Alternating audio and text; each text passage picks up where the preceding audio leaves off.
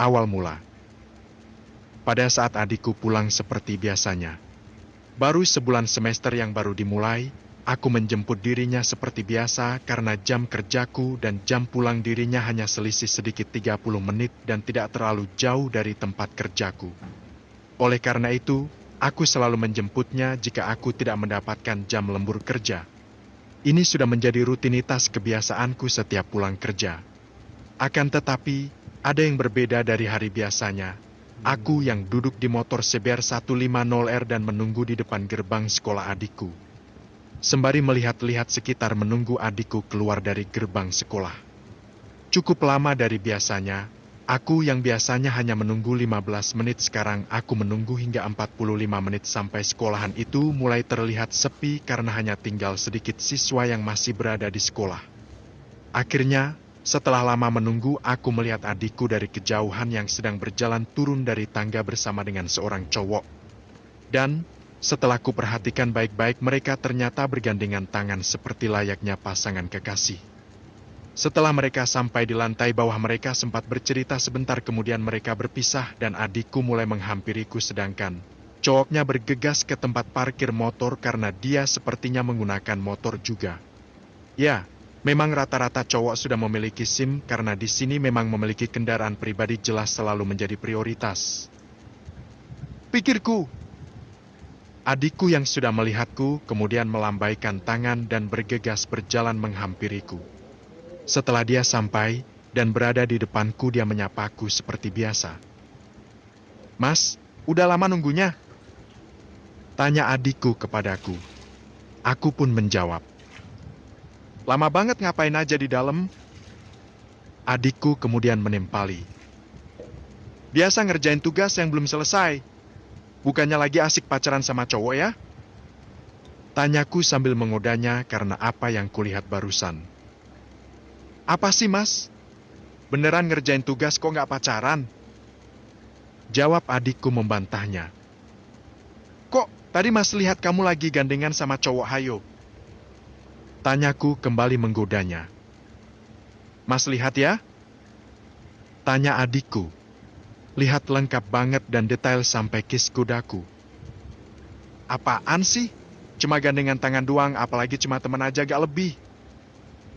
jawab adikku membenarkannya. "Ya udah, jadi pulang gak nih?"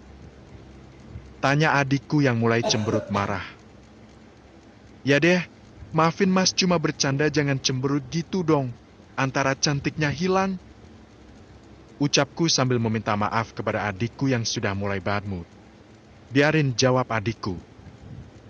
"Ya udah, pakai helmnya, pulang yuk, keburu malam nih." ucapku sambil memberikan helm kepada adikku.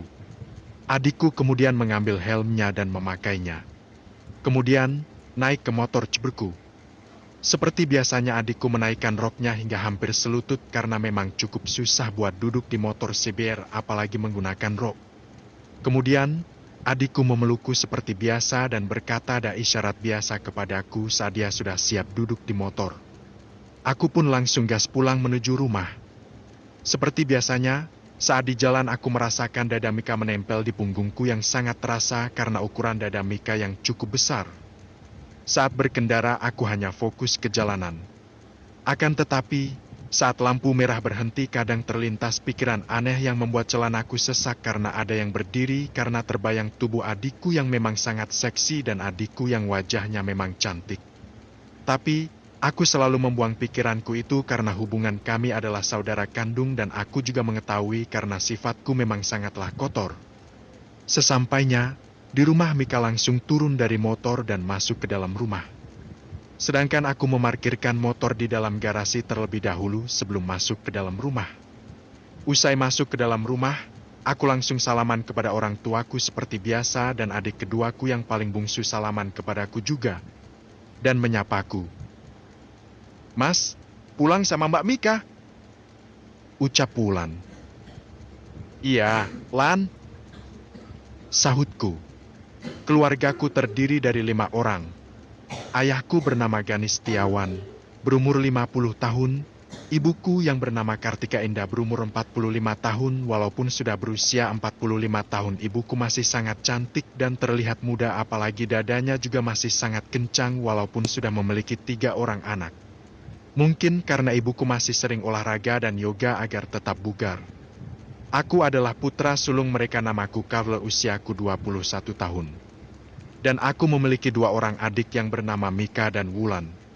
Adikku yang pertama bernama Mika, dia memiliki paras wajah yang sangat cantik dan tubuh yang sangat ideal, kulitnya yang kuning langsat, dadanya yang besar bahkan lebih besar dari ibuku, benar-benar idaman pria sekali. Badannya yang ideal, tidak kurus, tidak gemuk, dan BK-nya yang semka seolah bukan usia, sama saja terlihat seperti gadis usia 25 yang sudah matang. Memang anak zaman sekarang tumbuhnya terlalu cepat. Adik bungsuku bernama Wulan. Wajahnya yang imut dan cantik menjadi nilai lebih tersendiri. Dadanya memang tidak sebesar Mika, akan tetapi dadanya punya poin plus sendiri karena ukurannya yang sangat pas di tanganku, apalagi jika diremas pasti sangat nyaman karena begitu pas. Aku mengetahuinya karena aku pernah tidak sengaja memegangnya saat dia terpleset. Mungkin seiring waktu berjalan dadanya akan terus tumbuh dan bisa seperti Mika.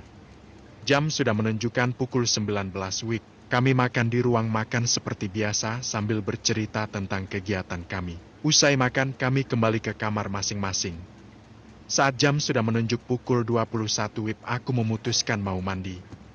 Ya, memang biasanya aku mandi paling akhir dan tepat saat ingin tidur jam 21.00 atau 22.00 WIB. Aku berjalan menuju kamar mandi yang berada di paling ujung belakang rumahku. Saat aku mau mandi, tidak sengaja aku berpapasan dengan Mika yang baru saja selesai mandi dan hanya menggunakan handuk saja.